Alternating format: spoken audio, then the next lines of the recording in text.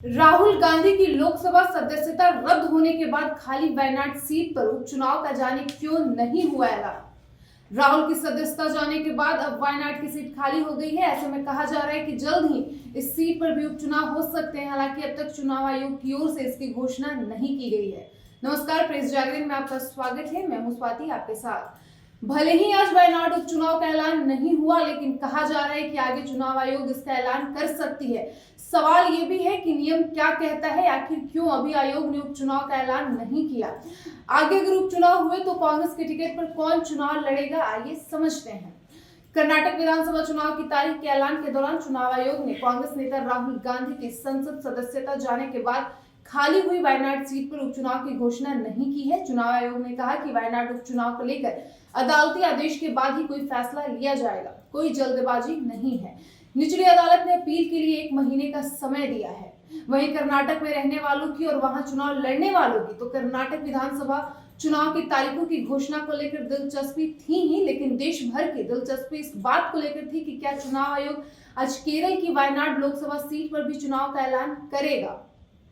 राहुल गांधी की जगह कौन इस सीट पर कांग्रेस की तरफ से चुनाव लड़ेगा। हालांकि चुनाव आयोग ने साफ कर दिया है कि वो वायनाड में फिलहाल कोई निर्णय नहीं लेने जा रहा है। कांग्रेस नेता राहुल गांधी को संसद सदस्य के रूप में अयोग्य घोषित किए जाने के बाद केरल की वायनाड लोकसभा सीट रिक्त है।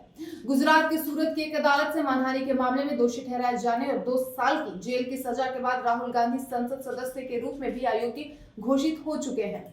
वहीं जनप्रतिनिधित्व अधिनियम 2015 की धारा 151(a) के अनुसार संसद और राज्य विधानसभाओं में रिक्त सीटों पर उपचुनाव सीट के खाली होने के 6 महीने के भीतर होना चाहिए। इसी अधिनियम के तहत राहुल गांधी को संसद सदस्य के रूप में अयोग्य घोषित किया गया है। अधिनियम की धारा 8 क्लॉज 3 कहती है कि एक सांसद को उस समय अयोग्य ठहराया जाता है जब उसे दोषी ठहराया जाता है और कम से कम 2 साल की सजा सुनाई जाती है। लोकसभा के सचिवालय राहुल गांधी की अयोग्यता की अधिसूचित कर चुकी है और अब उपचुनाव की तारीखों की घोषणा करना चुनाव आयोग पर निर्भर है। लोकसभा में अभी 2 सीटें जालंधर और वायनाड रिक्त है। चुनाव आयोग ने जालंधर में उपचुनाव की घोषणा कर दी है। हालांकि जालंधर लोकसभा सीट पर भी 10 मई को मतदान होगा। चुनाव नतीजे 13 मई को आएंगे।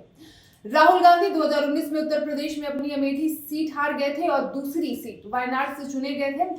मानहानि का मामला 2019 में कर्नाटक के कोलार में एक रैली के दौरान राहुल गांधी की टिप्पणी सभी चोरों का उपनाम मोदी कैसे हो सकता है से संबंधित है। गुजरात के पूर्व मंत्री ने शिकायत दर्ज की थी कि राहुल गांधी ने पूरे मोदी समुदाय को बदनाम किया है। राहुल गांधी की संसद सदस्यता रद्द किए जाने का कांग्रेस लगातार विरोध कर रही है।